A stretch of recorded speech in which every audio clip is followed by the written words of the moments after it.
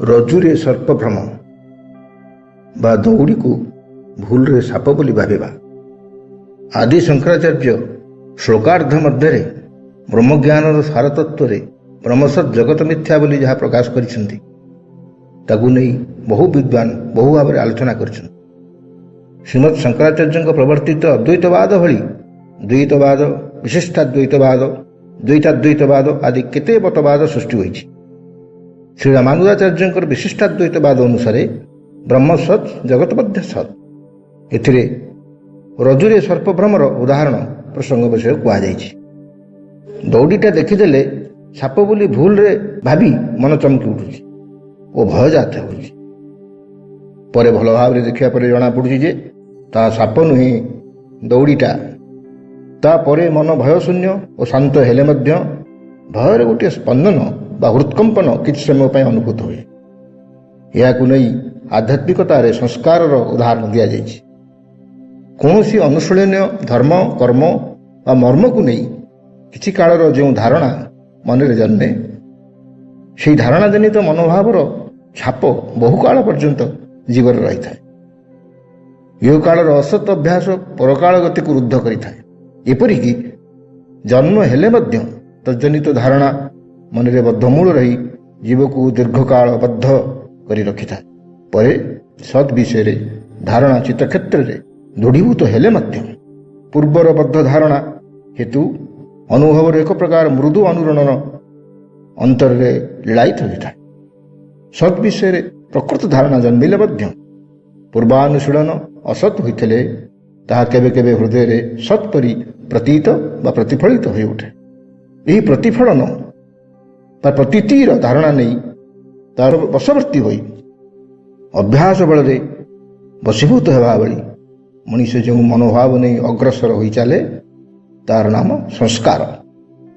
ଅସତ୍ ସଂସ୍କାର ଧାରଣାର ଅଭ୍ୟାସ ଅସତ୍ ସଂସ୍କାର ହେଲା ଭଳି ସତ୍ ଧାରଣାର ସଂସ୍କାର ମଣିଷକୁ ଉତ୍ତରୋତ୍ତର ଊର୍ଦ୍ଧ୍ୱ ଦିବ୍ୟ ସନ୍ଧାନର ମାର୍ଗ ଆଡ଼କୁ ଆକର୍ଷିତ କରିନିଏ। ନେତି ନେତି ବିଚାରରେ ଅର୍ଥାତ୍ ନ ଇତି ବା ଏହା ନୁହେଁ ଏପରି ବିଶ୍ଳେଷଣରେ ଅସତ୍ ବା ଅନିତ୍ୟ ଧାରଣାର ନିର୍ବିଶେଷରେ ପରିଣାମ ସ୍ୱରୂପ ସତ୍ୟ, ନିତ୍ୟ ଓ ବ୍ରହ୍ମର ନିରାରମ୍ଭ ଅନୁଭୂତି ସ୍ୱତଃ ଉନ୍ମୋଚିତ ହୋଇଯାଏ। ସେତେବେଳେ ମାନବ ମହାମାନବ ହୁଏ। ଏହି ନିରାରମ୍ଭ ଅନୁଭୂତିର ସ୍ପର୍ଶରେ ମହାପୁରୁଷ ହୁଏ, ବ୍ରହ୍ମବିତ୍ ହୁଏ। ବ୍ରହ୍ମବିତ୍ ବ୍ରହ୍ମୈବ ଭବତି ନ୍ୟାୟରେ ଏକାବେଳକେ ବ୍ରହ୍ମ ହିଁ ହୋଇଯାଏ। ମାନବ ଗୋଟାପଣେ ସାକ୍ଷାତ ବ୍ରହ୍ମ ହିଁ ପାଲଟିଯାଏ। ସେତେବେଳେ ଯତ୍ର ତତ୍ର ନେତ୍ର ସ୍ଫୁରେ ତତ୍ର ତତ୍ର କୃଷ୍ଣ ସ୍ଫୁରେ, ଅର୍ଥାତ୍ ଯେଉଁଠି ଦୃଷ୍ଟି ପଡ଼େ ସେଠାରେ ବ୍ରହ୍ମର ବିମ୍ବ ହିଁ ପ୍ରତିବିମ୍ବିତ ହୁଏ। ସେତେବେଳେ ସର୍ପ ଓ ରଜ୍ଜୁରେ ସମଜ୍ଞାନ ଆସିପାରୁନାହିଁ କାହିଁକି? ପୂର୍ବର ଧାରଣା ବା ସଂସ୍କାର ଯାହା ମନରେ ରହିଛି ତଦ୍ରୂପ ସଂସାରଟା ଦୃଶ୍ୟମାନ ହେଉଛି। ଚମକ ଆସୁଛି। ସାପ ନିଶ୍ଚିତ ଅଛି। ସାପର ଅସ୍ତିତ୍ୱ ନଥିଲେ ଜଣେ ଚମକନ୍ତା ବା କିପରି? ଦୌଡ଼ି ମଧ୍ୟ ଅଛି, ନହେଲେ ଦୌଡ଼ିର ରୂପଟା ତା ଆଖିରେ ନାଚୁଛି କିପରି? ଦୌଡ଼ି ଅଛି, ସାପ ମଧ୍ୟ ଅଛି। ସେ ସେତେବେଳେ ଦୌଡ଼ିଟାକୁ ଯେଉଁ ସାପ ବୋଲି ଭାବୁଛି ସେଠାରେ ସାପ ସିନା ନାହିଁ, ଦୌଡ଼ିଟି ଅଛି। ତେଣୁ ଦୌଡ଼ିଟି ସତ୍, ସାପଟି ସେଠାରେ ମିଥ୍ୟା ବା ଅସତ୍। କେବଳ ଧାରଣାକୁ ନେଇ ସ୍ଥାନ କାଳ ପାତ୍ରରେ କେଉଁଟି ସତ୍ ଓ ଅସତ୍।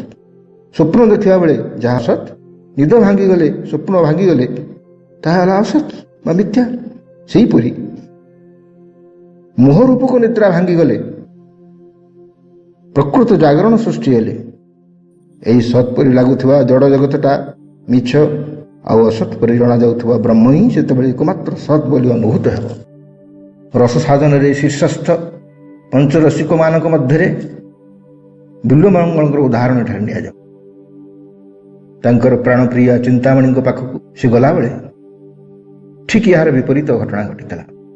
ଅର୍ଥାତ୍ ରଜ୍ଜୁକୁ ସର୍ପ ନୁହେଁ ବା ଦୌଡ଼ିଟାକୁ ସାପ ନୁହେଁ, ବରଂ ସାପଟାକୁ ସେ ରଜ୍ଜୁ ବା ଦୌଡ଼ି ବୋଲି ଭାବିଥିଲେ।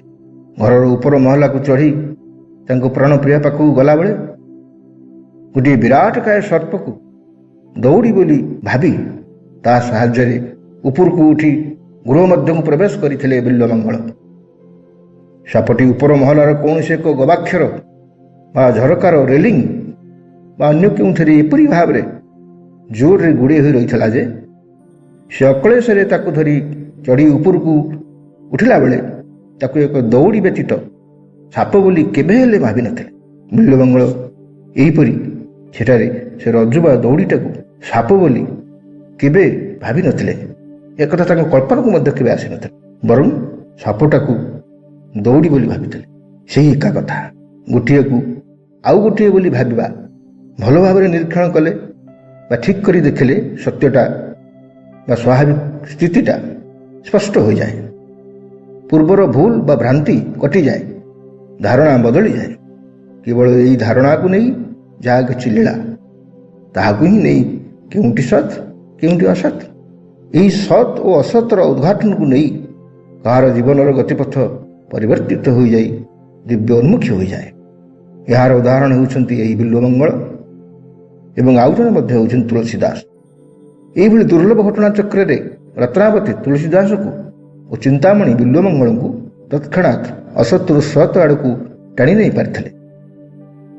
ଚିନ୍ତାମଣି ବିଲ୍ୱମଙ୍ଗଳଙ୍କୁ ଅର୍ଦ୍ଧରାତ୍ରରେ ଏକାନ୍ତରେ ଗୃହର ଉପର ମହଲାରେ ଦେଖି କେମିତି ଆସିଲେ ବୋଲି କହି ଆଶ୍ଚର୍ଯ୍ୟାନ୍ୱିତ ହୋଇ ପ୍ରାସାଦ ଉପରୁ ତଳକୁ ଚାହିଁ ଦେଇ ଭୟ ମିଶ୍ରିତ କଣ୍ଠରେ କହିଲେ, ଦେଖିଲଣି, ଇଏ ଦଉଡ଼ି ନୁହେଁ, ଏହା ଗୋଟିଏ ବିରାଟକାୟ ସାପ।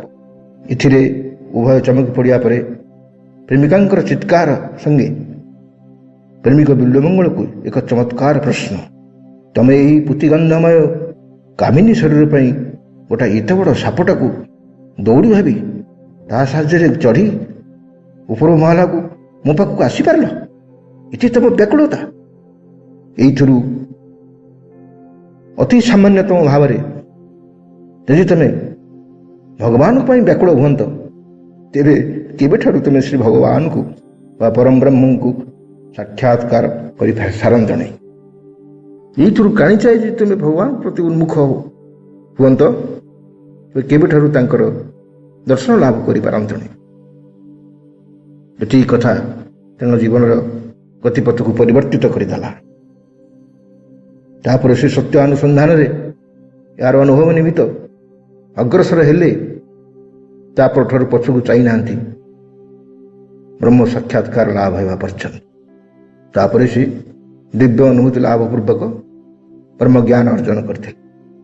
ଦଉଡ଼ିଟା ଯେ ସାପ, ଏହି ସତ୍ୟର ଉନ୍ମୋଚନ ପରେ ଗୋଟିଏ ସାଂଘାତିକ ଚମକ ସଙ୍ଗେ ପ୍ରେମିକାଙ୍କର ଏହି ପ୍ରଶ୍ନବାଣର ଚଡ଼କରେ ଜର୍ଜରିତ ପ୍ରେମିକଙ୍କର ଯମଯନ୍ତ୍ରଣାର ନର୍କ ଦ୍ୱାର ଏହି ସଂସାର ପ୍ରତି ତତ୍କାଳ ବୈରାଗ୍ୟ ଉତ୍ପନ୍ନ କରାଇଲା। ବ୍ରହ୍ମଜିଜ୍ଞାସାର ଜୟଯାତ୍ରା ପଥରେ ବିଲ୍ୱମଙ୍ଗଳ ଏତେ ଦ୍ରୁତ ବ୍ୟଗ୍ର ହୋଇ ଅଗ୍ରସର ହେଲେ ଯେ ପ୍ରେମିକଙ୍କର ଏ ଆକସ୍ମିକ ପରିବର୍ତ୍ତନରେ ଚକିତ ପ୍ରେମିକା ଚିନ୍ତାମଣିଙ୍କ ପଶ୍ଚାତ୍ ଚିତ୍କାର ଯେତେ ଉଚ୍ଚାଟ ହେଲେ ମଧ୍ୟ, ଅର୍ଥାତ୍ କୁଆଡ଼େ ଯାଉଛ, ଫେରିଆସ ଫେରିଆସ, ମୁଁ ଏମିତି କହିଦେଲି, ଫେରିଆସ ପ୍ରିୟତମ ଫେରିଆସ ବୋଲି ଯେତେ ଅନୁରୋଧ କଲେ ମଧ୍ୟ ତାହା ଆଉ ପ୍ରେମିକଙ୍କୁ ପ୍ରଭାବିତ କରିପାରିଲା ନାହିଁ କି ତାଙ୍କର ଏହି କଥା ପଦକ ଶ୍ରୁତିଗୋଚର ହେଲା ନାହିଁ। ସେ ବ୍ରହ୍ମାନୁଭବ ଆଡ଼କୁ ଅଗ୍ରସର ହୋଇ ଚାଲିଲେ, ଆଉ ପଶ୍ଚାତପଦ ହୋଇନଥିଲେ।